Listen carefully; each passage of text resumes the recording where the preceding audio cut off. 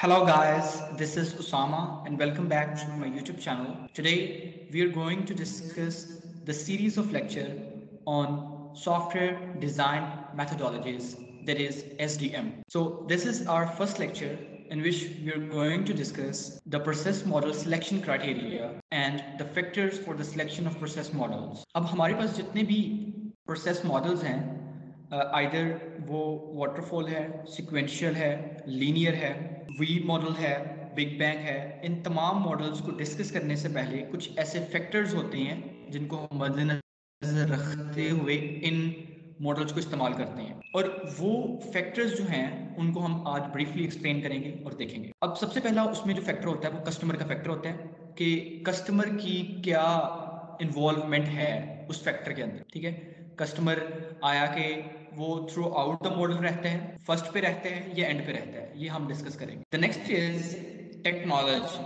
Either technology is advanced, या तो technology advanced है और ओल्ड फैशन, या कोई ऐसी टेक्नोलॉजी है जो कि बहुत पुरानी है, उनको भी हम डिस्कस करेंगे। And the third and the last one is the team size. अब टीम साइज और टीम क्वालिफिकेशन इसके अंदर आ सकती है कि either your team is internee और you can say the new user, और इंटरमीडिएट है या वो एक्सपर्ट लेवल की टीम है।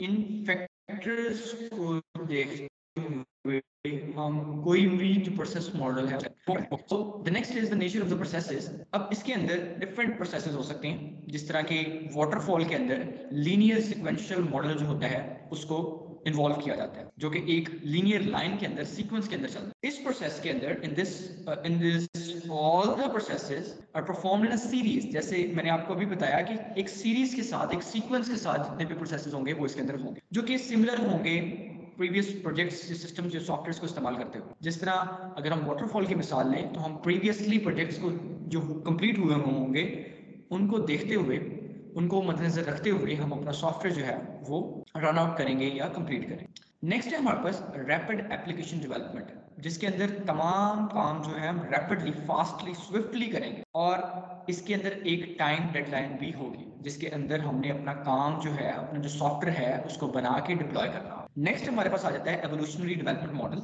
जिसके अंदर इम्पॉसिबल डेडलाइन होगी। इम्पॉसिबल डेडलाइन से ये मुराद है कि ऐसी डेडलाइन होगी जो कि कोई रिस्ट्रिक्शन नहीं होगी। हम कहेंगे साल बाद बना दो, 2 साल बाद सॉफ्टवेयर बना दो, और टाइम लिमिट, कोई टाइम बाउंड नहीं किया जाए। अब इसमें टाइम ऑफ मार्केट ये है कि आपको अगर पता चले जो सॉफ्टवेयर है आफ्टर 1 ईयर इसकी डिमांड बहुत हाई होगी, तो हम मार्केट को देखते हुए, मार्केट को स्टडी करते हुए हम क्या करेंगे, हम उस सॉफ्टवेयर को साल बाद बना देंगे। So that is the time of your time in market. Okay, so our first model is the waterfall model. इसके अंदर क्या होता है कि जो कस्टमर की इन्वॉल्वमेंट होती है वो सिर्फ स्टार्ट में होती है, दैट्स इट। ये नहीं होता कि कस्टमर हर एक फेज में आपको डिस्टर्ब करता रहे या कस्टमर हर एक फेज के अंदर आपके वर्कआउट को बढ़ाता रहे और अपने परसेप्शंस और कमेंट्स देता रहे। सिर्फ एक दफा इन्वॉल्वमेंट होगी स्टार्ट में, और एंड पे एक इन्वॉल्वमेंट होगी जिसके अंदर हम उससे ये कहेंगे कि आप अपना देख लें, अगर कोई आपने चेंजिंग करनी है, कोई कमेंट्स पास करनी है,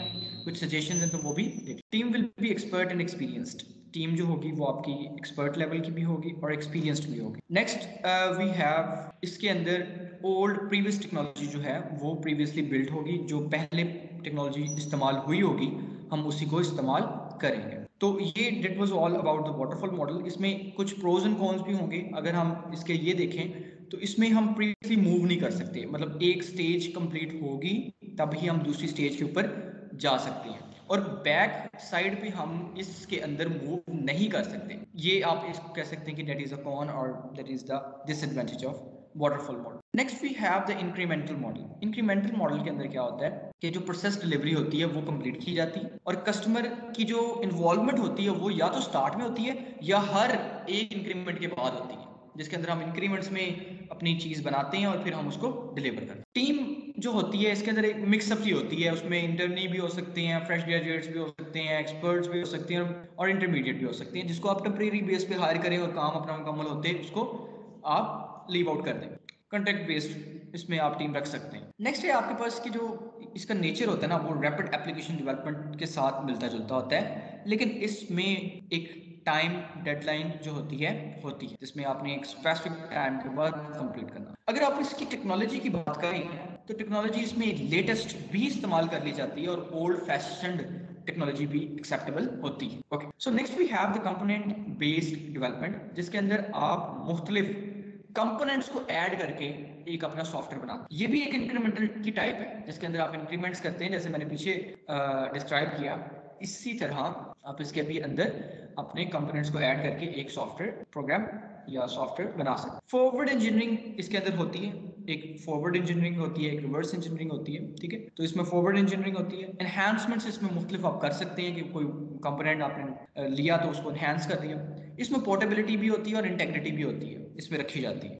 आप कहीं भी इसको यूज कर सकते हैं, किसी भी प्लेटफॉर्म पे कहीं भी यूज कर सकते हैं, लेके जा सकते हैं इसे। रीयूजेबिलिटी जो है वो इसके अंदर एक्सेप्ट की जाती है कि किसी ने और इस्तेमाल किया वो कंपोनेंट, वही आपने यूज किया और आपने उसको दोबारा इस्तेमाल कर लिया, तो that is called the reusability, और ये एक्सेप्ट की जाती है component based development. Of the shelf components का भी इधर डिस्क्राइब कर दिया जाता है, ऑफ द शेल्फ कंपोनेंट्स को भी, कि हम किसी भी कंपोनेंट को इस्तेमाल करते हैं, ऑफ द शेल्फ उठाते हैं और शेल्फ से उठा के उसको उसमें एम्बेड करते हैं और एक हम कंपोनेंट बेस्ड डेवलपमेंट प्रोजेक्ट जो है वो अपना बना लेते हैं।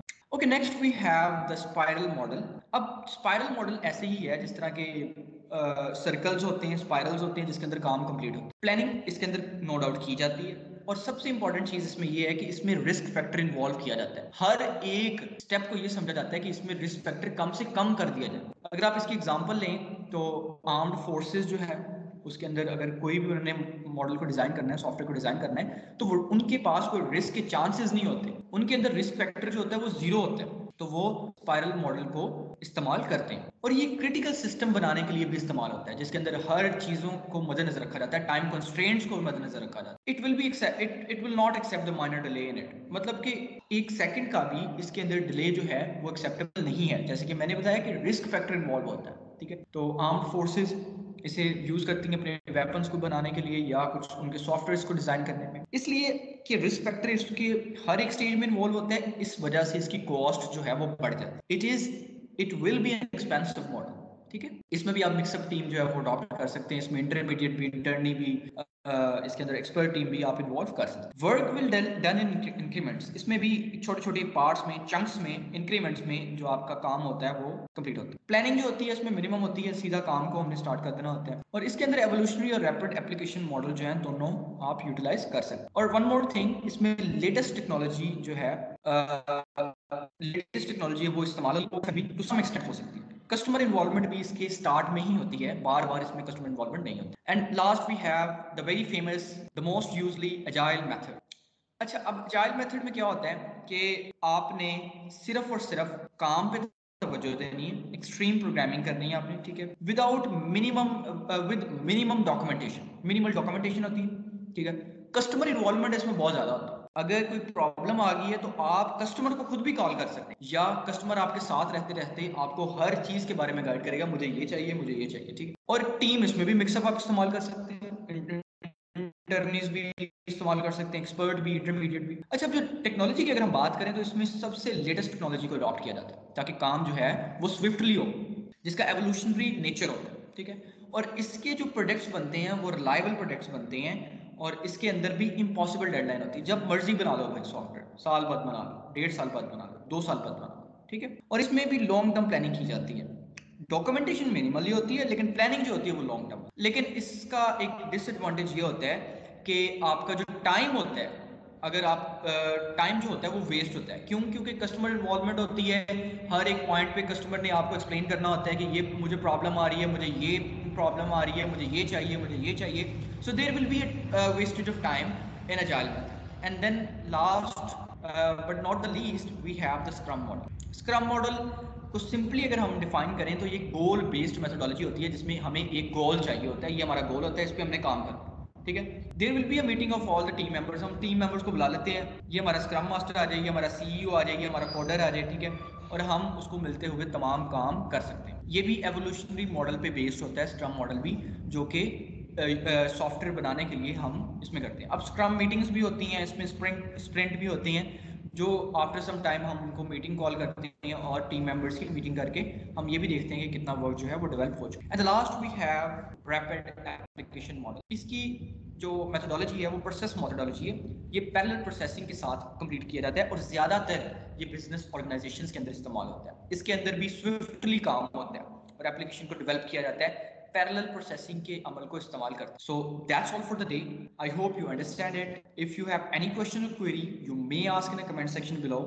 एंड मोस्ट इंपॉर्टेंट, मैंने लेक्चर नोट्स जो हैं उनका लिंक गूगल ड्राइव का डिस्क्रिप्शन बॉक्स में डाल दिया है। आप इनको डाउनलोड करके भी रीड आउट कर सकते हैं। Thank you so much and don't forget to like, comment and subscribe and share my channel. Have a good day.